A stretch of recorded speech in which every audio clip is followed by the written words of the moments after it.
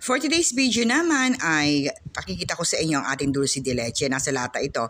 Though before may old packaging ako na nasa mason jar, para naman po iwas contamination ay minabuti kong alisin na yung mason jar na yun at ibenta na lang ito na nasa lata po. Ano po? So mahigit na 10 years ko nang ginagawa ito kasi at all year round po itong meron ako nito. Lagi po available ito sa akin kasi ito rin po ang ginagamit ko sa aking mga kakanin. Ganun din po sa aking mga cake filling, ganyan. Sausawan ng kakanin yan. So ito po yung bagong bukas, o yung makikita ninyo. So binibenta ko po ito ng 100 pesos per can. Ayan po. Tapos, open din po ito sa mga resellers. So, ito po yung aking old packaging. Nasa mason jar. Ayan po yan ha. Wala na po ako niyan. Dilata na po ang ating binebenta.